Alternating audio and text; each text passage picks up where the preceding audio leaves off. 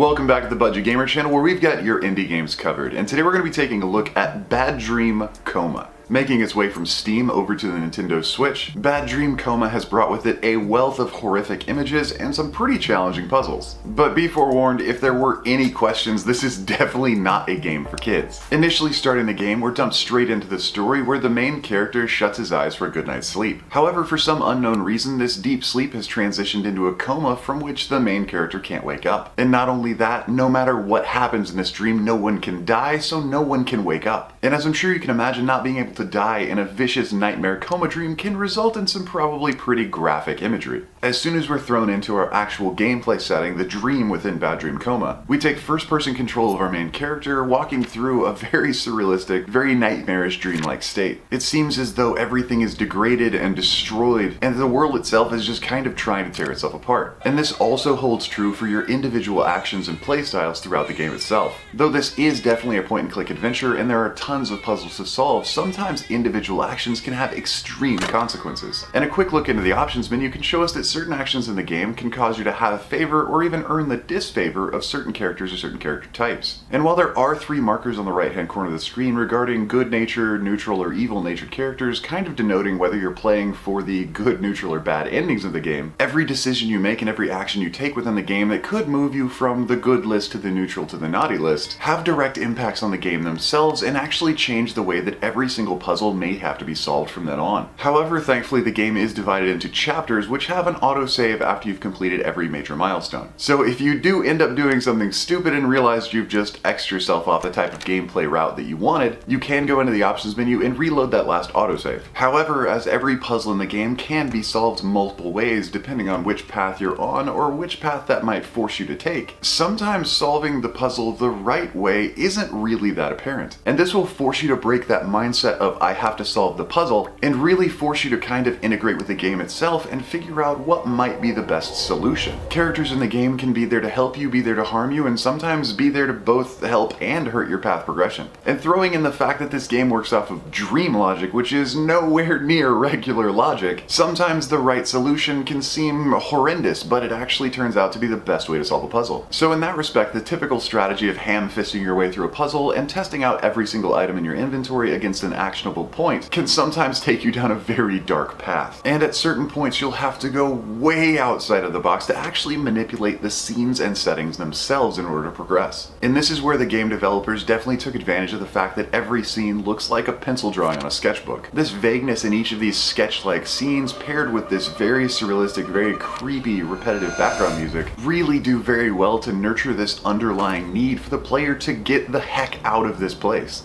However, that being said, as amazing as this game sounds so far, there are some negatives that really should be considered. And one of them is the pencil drawings of the scenes themselves. Even though they are artistic and they cause the player to think outside the box, their sketchbook drawing style can really hide some details that are very necessary and not really in that puzzly way that benefits the player's experience. More in that frustrating way of, I thought that was a signpost and it turns out it's a candle. And the other thing to consider is the dream logic puzzle system itself. While certain bits of the game really do feel surrealistic and dreamlike, like using a magnifying glass to enlarge a teeny tiny item to use outside of that setting, other bits of the puzzles generally feel very unintuitive and sometimes even very forced. And this is less due to the dream logic than the actual puzzle system itself. In order to maintain 3 completely different modes of gameplay, each puzzle has to be very well scripted. Which means, in short, in layman's terms, that even if you were exploring as a player and tried to pick up an item you were fairly certain you might need later, until the point at which it was actually needed, it would be an unactionable background item. Meaning that if you had tried to pick it up and wrote it off as a piece of background, when it came time to use that item to solve a puzzle, you would have already written it off as a non-usable item. And this generally causes the player to go from scene to scene to scene to try and find something else that they might be able to use. And even though you will eventually become aware that certain background elements become actionable items at certain points, this system of puzzle play does add a lot of repetition to the player having to re-explore scenes over and over and over. And though the game's setting and ambiance can be really enjoyable as a really creepy, gruesome environment, and puzzles can be incredibly clever, that repetitious, drawn-out item hunting that doesn't reward the insightful player can get a bit frustrating. But overall, the game may take you between 10 and 13 hours to beat on your first playthrough, and is a pretty interesting experience. So while the player punishment and the unnecessary re-exploration definitely are a bit of a hindrance, if you know what you're getting into, they don't necessarily have to detract from the game's enjoyment. So if you are into horror titles or you're into point and clicks in general, this may be something you want to put on your list. Because a puzzle game that takes more than 10 hours to beat, especially for the price, is probably going to be worth it, even if there are some frustrating points. But anyway, that about wraps up the review of Bad Dream Coma, now on the Switch. So if you enjoyed the review or found it helpful, feel free to throw me a like or a comment to show your support. And don't forget to click that little bell icon when you subscribe to stay updated with the latest content. New and unique indies are coming out literally every day, so there's always going to be something new to find right here. But anyway, this has been Budget Gamer, so as always,